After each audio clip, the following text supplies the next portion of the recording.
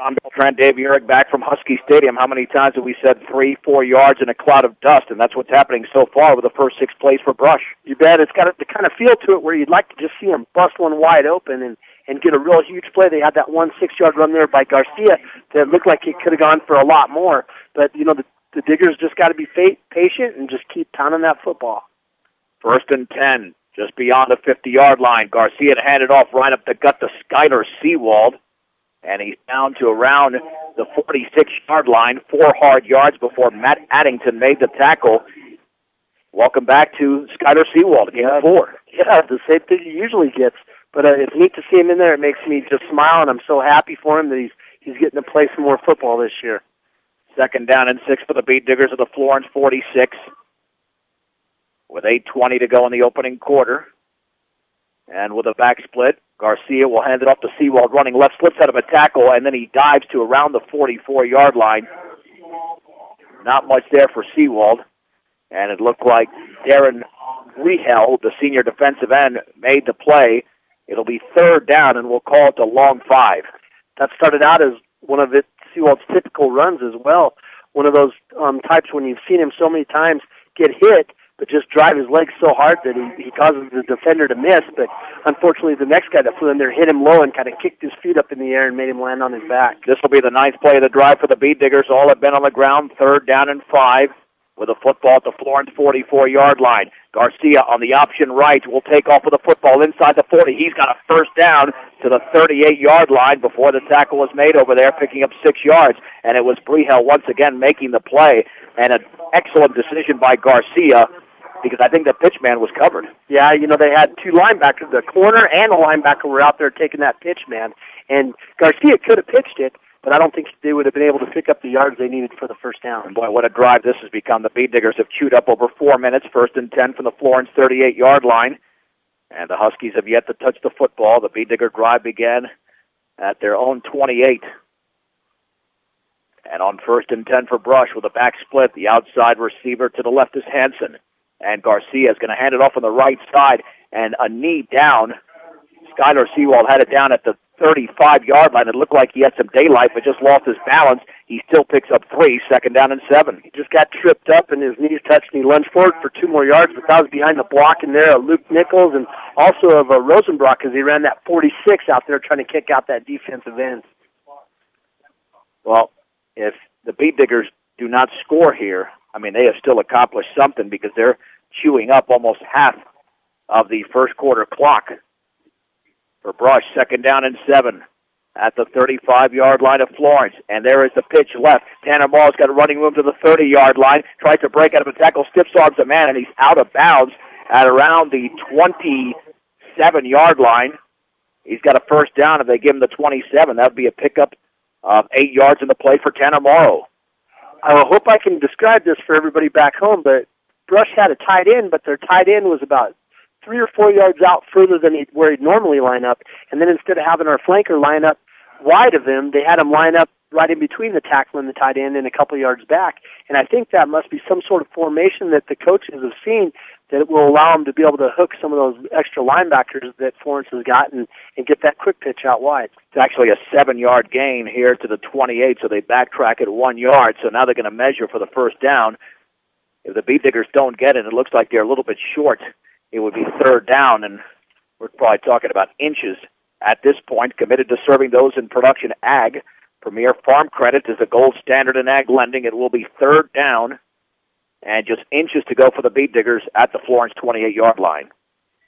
Yep, and it is just inches. You saw the official when he signaled the coaches how far they have to go. He didn't hold up 2 hands. He only held up 1. The first 11 plays of this drive have all been on the ground. 3rd and inches for the Beat Diggers at the 28-yard line of Florence. In the backfield are Weiser and Rosenbrock. Garcia will hand it off to Weiser, right side, gets hit behind the line of scrimmage, but drives those legs for a 1st down to the 26-yard line. He could have lost a yard. Instead, he gained 2. That was all heart right there. He was bunched up there behind the line of scrimmage. Austin Acosta and Luke Nichols were trying to get that line surge they needed for the 1st down, but there was such a charge of linebackers and defensive linemen up there for Florence with 4 down linemen on that particular play. and the hole was closed. But luckily, Weiser was able to keep his feet driving, and he fought forward for 3 yards. C.J. Kukas is the quarterback. 2 receivers out to the left and right. 1st and 10 from the 26. Kukas under center is going to hand it off to Weiser, running left inside the 20-yard line as he drives to around the 19. That's a solid pickup of 7 yards on the play, as it was Matthew McDowell, the senior linebacker, making the play, but 2nd and 3 after, once again, the gain of 7. Right on. Like you said, Brush lined up with twins on both sides. One of those twins was Garcia. You could see the Florence coaches before the game were watching everywhere Garcia was at. They were keeping an eye on it. So you know they thought Garcia was getting the football. Brush comes back and just runs that trap up the middle for huge yards. From the 19, 2nd down and 3. The Beat Diggers are in Florence territory with a back split. Garcia will hand it off to Seawald. He's got a 1st down to the 15 along the left sideline, still on his feet inside the 10, and he's out of bounds at around the 8. And a big, strong run for Skyler Seawald. And the Beat Diggers have a 1st and goal. Yeah, Seawald again, just those big, long, lumbering strides.